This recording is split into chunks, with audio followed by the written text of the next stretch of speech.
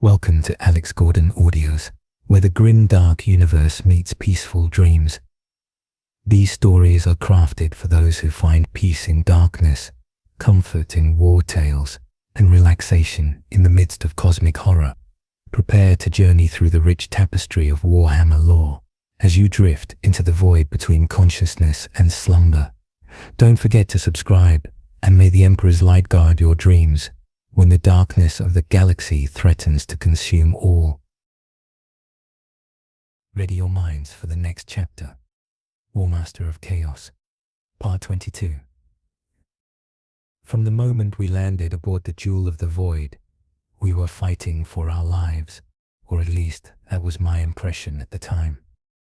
The real danger, of course, would come later, but things certainly weren't quiet. Despite that, the landing bay, in which the gunship carrying me and my retinue had touched down, was already a battlefield by the time we got there. Exposed as it was to the open void, the pirates couldn't simply drown us in superior numbers, but there were dozens of combat servitors present, led by renegades in void suits.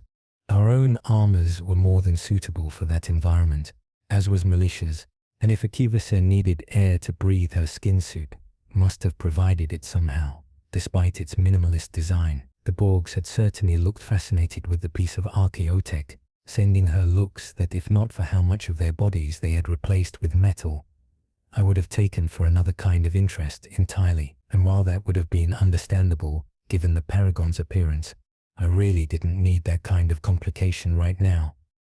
Or ever, if I had anything to say about it. I strode down the gunship's ramp with my chainsword in one hand and my bolt pistol in the other, looking every bit the image of the fearless leader I was supposed to be. Something which had once been a man, but was now a mindless pile of pale flesh and sparking power tools, rushed in my direction. Panic seized me at the sight, and I fired at it. Reflexively, my suit of power armor absorbed the bolt pistol's recoil, allowing me to land a shot directly in the servitor's scarred skull, turning it to mist. To my horror, it kept advancing, its muscles and augmetics still following the last instructions of its now destroyed brain. Then it was struck by the concentrated fire of half a dozen troopers, and what was left of its body finally went down. The whole thing had taken less than 5 seconds, but adrenaline had made it seem much longer. It was reassuring in a morbid way to have confirmation that my estimates of how bad this whole operation would be were on point.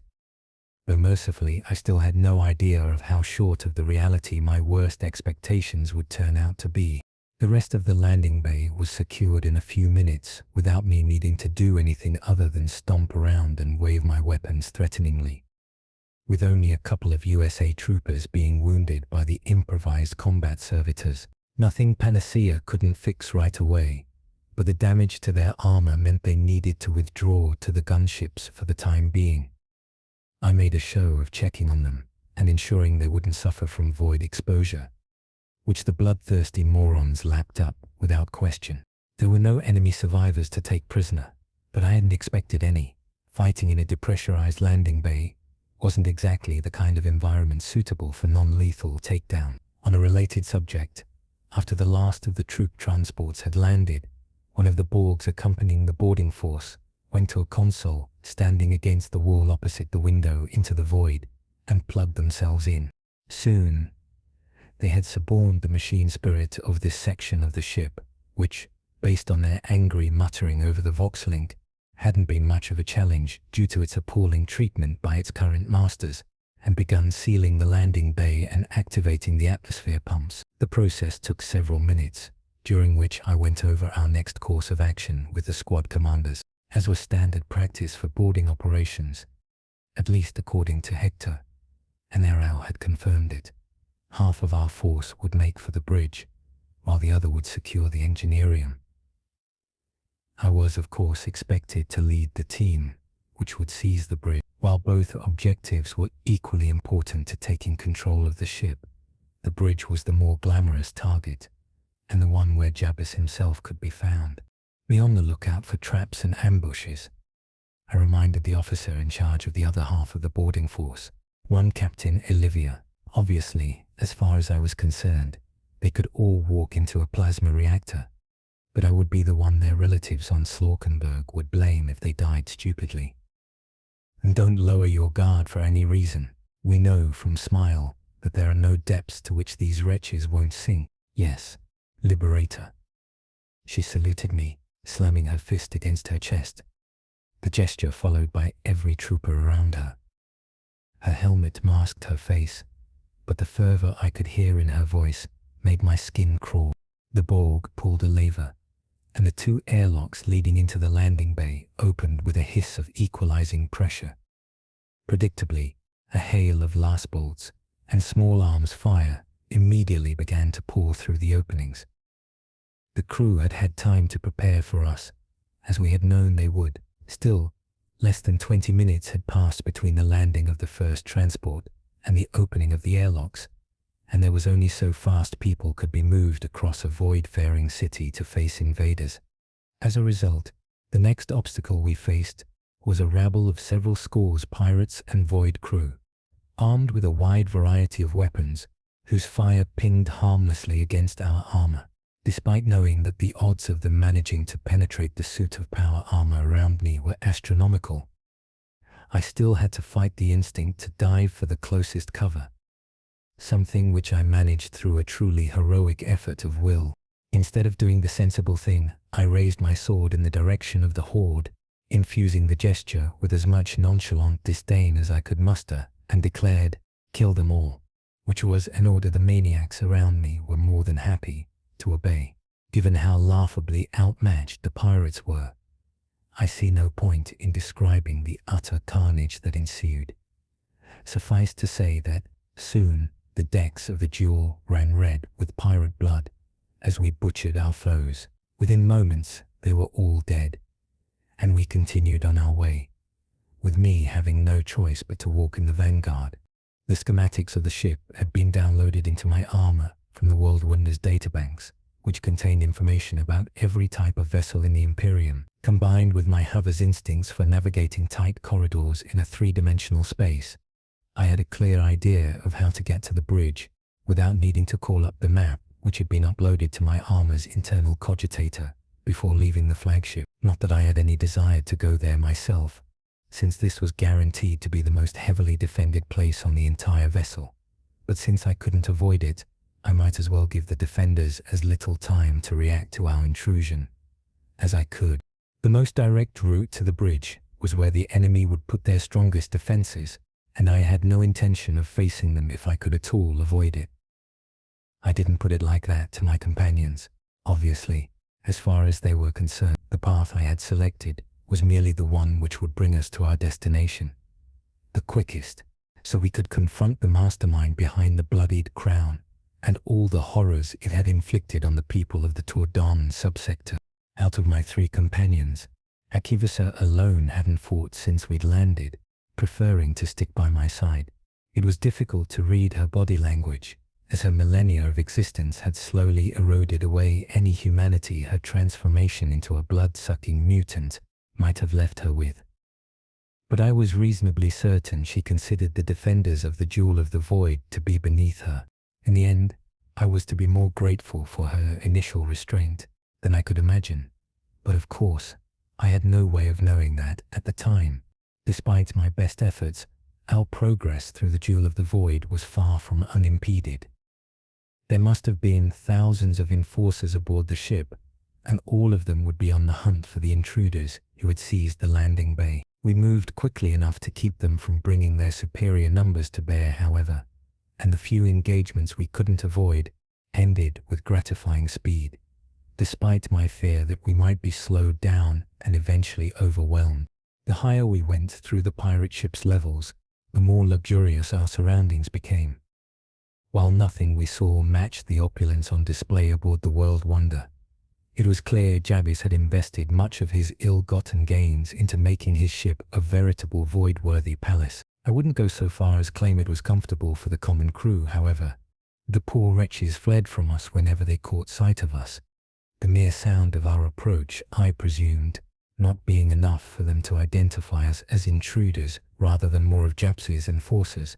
What few glimpses of them I managed to catch were enough to convince me that, despite the differences in their surroundings, they weren't treated any better than the crew of the murderous jest. It wasn't until we arrived into what I recognized as a trophy room that my palms began to tingle, in that way which had often warned me of imminent danger, although much to my despair, rarely in time to avoid it. The room was a long corridor, lit up by a succession of chandeliers hanging from the high ceiling. On each side, pieces of jewelry and art were displayed in armor-cris cases, with a little display underneath each explaining its origins and the circumstances of its acquisition, in a sordid parody of a museum, which reminded me uncomfortably of Ellie's own dynastic galleries aboard the World Wonder. For all that her ancestor had been bestowed a warrant of trade by the Imperium, there had been little difference between Jan van Jostober and the bloodied crown. "That's weird," said Lieutenant Nathan, the USA officer in charge of the assault party. "What is it?" I asked, raising a hand to forestall any further movement. "The Auspex isn't working right," the officer replied, sounding as pleased about it as I did. "There's some kind of interference in the room that's making all returns nonsensical." He looked at the various display pieces visible from our position at the entrance and added, "Some of these things might be interfering with the Auspex. I remember my team and I encountering some weird materials while training aboard Emily's Gift that had a similar effect. I had no desire to walk into such an open space, and fortunately the troopers accompanying me were reluctant to let their liberator be the first to walk into a potential ambush. At a gesture from Nathan, a fire team ventured into the trophy room while we huddled around the entrance, moving with the kind of speed and precision you would expect from people who had been trained aboard the most dangerous sections of Slaukenberg's very own space hull. It didn't help them. As their sergeant was about to call out for the rest of us to join them, there was a flash of light, so bright it briefly blinded me, despite my armor's eye lenses immediately darkening, and a wave of heat that we could feel even through the layered plating standing between my body and its source. In the blink of an eye, the entire group of USA troopers were caught in the inferno. They didn't even have time to scream before their armors succumbed to the supernatural heat, and the bodies within ceased to be biology and became physics. By the time my vision returned, all that was left of them was a handful of distorted shadows burned into the opposite wall, amidst the melted remnants of some golden sculpture whose aesthetics had only been improved by being melted to slag. I had seen enough flamers being used in my time at the Scholler. Commissarial cadets were supposed to know the basics of every type of weapon commonly in use in the Imperial Guard, and the solicitors were never shy about providing enthusiastic demonstrations to know that this was no natural fire, and my bowels spasmed. I had witnessed far more displays of sorcery than I was comfortable with, since landing on Slaukenberg with no idea of what I had gotten myself into. But most of the time, those had been performed by people who were, at least in theory, on my side. The only exceptions were the various dupes of Nurgle I had crossed paths with, and those had been more aimed at summoning the foot soldiers of the Lord of Decay than attacking me directly. So I was familiar enough with Psykers to know that such an attack was a sign of an extremely powerful witch. I looked around frantically, looking for the source of the attack. Immediately, my eyes were drawn to a man who had just emerged from his hiding spot between two truly ugly examples of the taxidermist's art. He was wearing war gear of much higher quality than the cobbled-together war gear common to the pirates we'd crushed on our way through the ship. His body was surrounded by the same kind of haze common on Slaukenberg's hottest days. The effect was especially pronounced around his hands, which were glowing with a fell glow, which was already starting to increase again. Beyond the raw terror which nearly completely consumed me, part of my mind pointed out that this must be another of the wyrds we knew the bloodied crown was trafficking. However, nothing in Hector's report of those he'd encountered aboard the murderous jest had indicated they had been capable of such destruction, which made sense now that I thought about it. Obviously, Jappers would have kept the most powerful feral Psykers for his own use. On the plus side, I thought morbidly, at least the 5 dead troopers hadn't had time to suffer. Their souls had ended up straight in the warp, probably very confused as to what exactly had happened. I tried not to think about what fate awaited them in the afterlife, and perhaps fortunately, my immediate circumstances provided more than enough distraction. With an effort of will, I focused on my predicament. I was all too aware that only blind luck and Lieutenant Nathan's caution in keeping an eye on the Auspex despite our advance having been all but unstoppable so far had kept me from being obliterated, along with the vanguard. For all its added bells and whistles, my armor was not any tougher than that of the troopers around me. All it would take was for the pyrokinetic to unleash another such attack, for me to end up having to explain myself to a doubtlessly very hacked-off emperor. This was no time for half measures, and I resorted to use one of my trump cards immediately. "Jurgen, kill them," I shouted. All thoughts of minimizing his use of his psychic powers cast aside in the face of the current danger. His use of the warp might kill me, but it hadn't done so before. And if nothing was done fast, then the pyrokinetic most definitely would. Given the chance between the possibility of death and the near certainty of it, I would pick the former every time. He expected the skull of the enemy Psyker to pop, or for something else equally unpleasant to happen to him. But a couple of seconds passed, an eternity in battle, as anyone who has ever had to fight for their life will tell you, and nothing happened. I was about to shout at Jurgen to hurry the frack up, when I heard my aide's voice over the strike force's voxnet.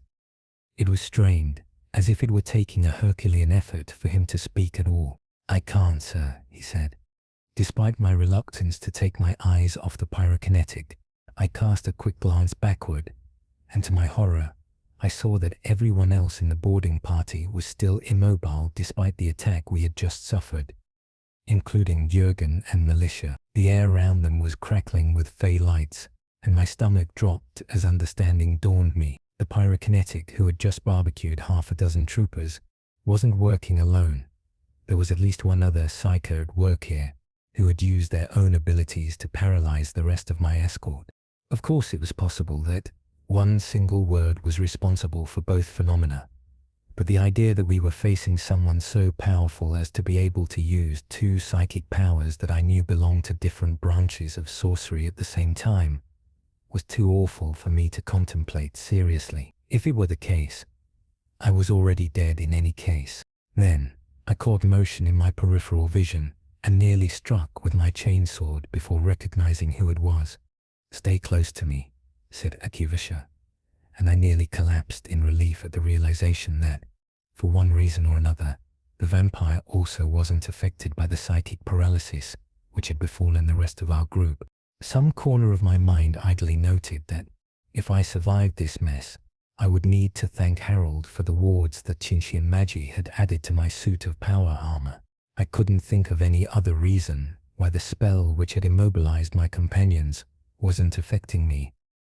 A more pious man might have attributed it to the Emperor's protection, but I wasn't delusional enough to think he would directly intervene to help me, even before everything in my life had gone so horribly wrong. As for Akivasha, who knew how her vampire biology interacted with psychic power, honestly, after her display against Hashagik, I probably should have been more surprised she hadn't instantly turned our attackers into bloody mist. "Rian," shouted the pyrokinetic, his face distorted by a grimace of mixed disbelief and rage. "What the frack are you doing? Get these two to stop moving too." "I'm trying," responded his accomplice, his own visage, which incongruously reminded me of some of the sneering aristocrats who had been so prevalent in Slarkenberg's high society before the uprising. Twisted in a rictus of concentration, sweat profusely running down his brow. "It's not working. Something's blocking me." "Fine," spat the fire-wielding maniac. "Guess we're going to have to do this the hard way then." As it so often does in situations like this, time seemed to slow down to a crawl, giving me time to consider my options. I wanted nothing more than to run back the way we'd come, all the way back to the landing bay and aboard the transport before flying off to the World Wender. But that would be foolish. The corridor was packed with immobile armored troopers. Finding a way through them would take time, which the pyrokinetic was sure to use to strike me in the back and incinerate me long before I could reach the nearest turn, which would cut off his line of view. Already, more power was gathering in the pyrokinetic's hands, and thanks to all the time I had been forced to spend near Psykers, I suddenly realized why he had struck when he had. Taking out half a squad of common troopers instead of any of the real heavy hitters, energy had to go somewhere. He must have been gathering strength for an attack before we'd entered the room, and had no choice but to let it loose, or he would have blown up in some spectacular and doubtlessly lethal fashion. Before he could let loose another volley of warp fire, however, Akivasha moved with preternal speed, too fast for me to see.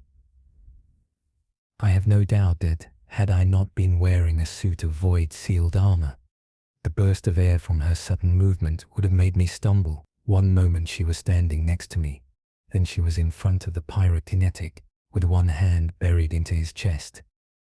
With a sound that would echo in my nightmares for weeks afterwards, she ripped his heart out of his ribcage. The pyrokinetic looked at the bloody organ, eyes wide in shock, mouth moving silently. Then he ignited. As the energies he'd been gathering were abruptly released, Akivasha leapt back, just in time to avoid being caught in the blast, which was accompanied by a ghastly chorus of voices that none of my armor's senses recorded, but which I heard with painful clarity before they were silenced, as abruptly as if someone had slammed the door shut on them. By the time the warp fire died down, nothing remained of the word but a pile of ash. That was the most immediate threat, taken care of, and I let loose a silent sigh of relief. But as Akivasha began to move back toward the fray, something invisible slammed into the paragon, sending her flying across the room, and I looked in the direction of the unseen blow to find another witch, who was holding her arms up. She was crying. I idly noticed, before realizing that the tears running down her cheeks were red. Blood was pouring out of her eyes, freezing into small crimson crystals as it fell from her skin. A telekinetic then, similar to Jürgen, and probably near my aid in strength too, since she was capable of keeping Akivasha in check, despite her prodigious strength. Fortunately, that appeared to require her full focus, so despite my better judgment, I charged straight at the witch, aiming to kill her while she was busy with Akivasha.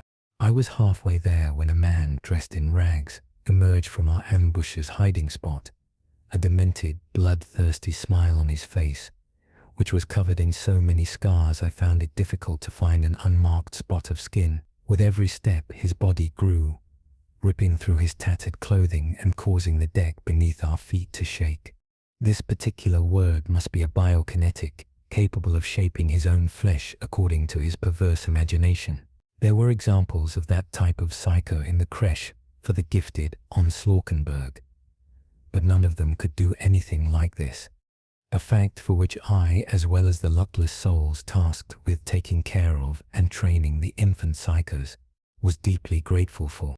Looking at him, it was clear that he was powerful enough to not simply transform existing matter, but conjure more from the warp, as he was growing before my very eyes into a monstrous, hulking form. His head was grotesquely huge compared to the rest of his body, but while the maw full of teeth was very attention-catching in itself, my focus was on the sharp talons that ended his comparatively frail, but much longer arms. "I'm going to rip you apart," the beast bellowed. Thick strands of saliva were projected along with the words, and the overall effect was as grotesque as it was terrifying. "I've killed bigger monsters than you," I riposted. Which was even true. Compared to Hushagig, this mutated freak was downright tiny. Of course, I wasn't inside the Liberator armor this time, and his claws would kill me, just as dead as the Daemon Prince of Nurgles would have given the chance. In the end, I believe it was my regular sparring sessions with Hector which saved my life. Unlike Zaraya, I was under no illusion that I could defeat the World Eater, if he ever took me seriously, or stopped being intimidated by my fraudulent reputation. But even with him holding back, dueling a Space Marine had sharpened my combat instincts to a level far beyond what old Miyamoto de Bergerac had been able to pound into my skull at the Shola. It had also made me somewhat used to facing larger opponents, although the Psyker's transformed form was far bigger than Hector. I dodged the first swipe of my enemy's claws, which tore through the metal plating of the deck like it was parchment, ignoring the vivid images of how easily those claws would rip into my armor if given the chance my imagination was conjuring. I moved closer to the behemoth, hoping to get inside his reach. It was a risky gambit, but something about the way the giant moved made me think that the word wasn't used to fighting in this form, despite clearly being well into adulthood, and presumably having had years to learn to use his unnatural gifts. I made a mental note of that fact, sure that it would be important later, but at the time I was more concerned with what it meant for my odds of survival. Raising my left hand, I fired a volley of bolter shells in the vague direction of his face. I didn't have time to aim, but at such close range and with such a large target, most of my shots still hit, creating large bloody craters and causing the beast to recoil, howling in pain and lashing out with his claws, thankfully hitting only empty air. The wounds I had inflicted, while gory, were all superficial, and started closing before my eyes. Clearly the psychically created flesh was tougher than it ought to be, as I knew all too well what a bolt pistol would do to an unarmored human. But while my shots had failed to inflict any lasting damage, they had been enough to create an opening. Seizing the opportunity while it lasted, I holstered my bolt pistol, shifted my chainsaw to a two-handed grip, and struck with all the strength I could draw out of my power armor. The blade bit deep into the Biokinetic's throat. A torrent of foul ichuk erupted, drenching my armor, and I could only imagine how awful the stench would be had I decided not to wear my helmet for some emperor-forsaken reason. I pushed my weapon deeper, and felt a brief resistance as its abantium teeth met the monster's spinal column. I pivoted on my feet, moving my entire body around, and with a roar of effort, severed the entire grotesque head from his shoulders. It fell ponderously, hitting the deck with a wet sound, its additional heft already melting away into unidentifiable ectoplasm. Kala! The telekinetic witch holding Akivasha at bay cried out in dismay. That distraction proved fatal, as it caused her spell's pressure to weaken, just enough for the paragon to cross the remaining distance between them and tear her head off with her bare hands before slicing our final foe, the one responsible for paralyzing the rest of our group, by slicing him open from throat to belly. And just like that, it was over. The tension in the air from so many potent psykers using their tainted gifts all at once dissipated, and I only then realized how close we must surely have come to one or more of the words being turned into conduits for the daemons which forever wait behind the veil between materium and immaterium for a chance to come across. The whole battle couldn't have taken more than a minute or two between the initial fiery attack and the death of the last attacker, even if it had seemed to take much longer to my panicked mind. "Thank you, Lady Akivasha," I said to the blood-drenched vampire. "That was very resourceful." Without her presence, I was under no illusion as to how this ambush would have turned out. Even with me being able to move while the rest of the group was paralyzed, the rest of the psykers would have torn me apart. Akivasha inclined her head, smugness that all but radiating from her. Well, she had saved my life, so she had more than earned it as far as I was concerned. "How are you feeling, Jurgen?" I asked, knowing that a display of concern for my aid would go down well with the remaining troopers, especially right after they'd seen me dispatch a psychically mutated abomination while they couldn't do anything to help. "Fine now that Gretchen Fondler's gone, sir," the Valhallan spat, in a display of vulgarity quite at odds with his usual attitude. He glared at the disemboweled corpse of Akivasha's latest victim, and I realized he must have been more shaken than I had thought. "That was really unpleasant," he continued. I could feel him in my head, stopping my thoughts. Took a lot just to be able to talk. "I see. And you, Melissa?" I cared even less about my bloodward's comfort, but making it obvious wasn't a good idea given how many blades she was carrying on her person at any given time. And besides, she was a Drukhari with an entirely different biology. The same, she growled, clearly as happy about being rendered powerless as Jürgen. I am looking forward to expressing my displeasure to whoever's responsible for this. I was about to say something. What exactly, I wasn't sure, when I heard Irie's voice in my ear. Chaffers, what's going on? Are you all right? There was an edge of panic in her voice that someone less experienced at reading people than I would have missed, which I found oddly gratifying. I'm fine, Aurelie, I replied, before inspiration suddenly struck, and I continued, injecting just the right amount of grief in my voice. But not all of us were so lucky. We're going to need to look into protection from warcraft for the troopers if we're going to keep clashing with enemy psykers. That would play well with my image of a caring leader, while also improving my chances of survival if we ended up facing more demented witches. And to top it all off, it would divert considerable resources to something which would provide nearly no advantage against the Imperium when the time inevitably came for the Protectorate to be reintegrated into His Blessed Majesty's dominion. Sure, the Imperial Guard made use of sanctioned Psykers, but they were only a minuscule fraction of the resources available to the Emperor's Hammer, and far from the one most commanding officers preferred to rely upon. And it was better for my sanity to have the Jinkian work on warding the armor of as many USA troopers as possible, rather than continuing their research into things mankind was not meant to know. With the Psykers dead, the spell which had paralyzed the rest of our group faded, and the USA troopers rushed into the room, making sure there weren't any further ambushes waiting for us. I said a few words in honor of the dead soldier, adapting one of the rote speeches I had been taught at the Shola to fit the circumstances, and after a brief pause during which we all stood up and looked appropriately grave, Lieutenant Nathan barked an order to the remaining soldiers, and we continued our advance toward the bridge. I don't mind admitting to a renewed sense of urgency as we crossed the remaining distance toward our destination. These words had been far more powerful than the ones encountered by Hector, which meant that Director Auric, the member of the cartel, responsible for their trafficking, was much more dangerous than I'd previously believed. And given that the man was crazy enough to deal with Psykers in the first place, that bar had already been quite high.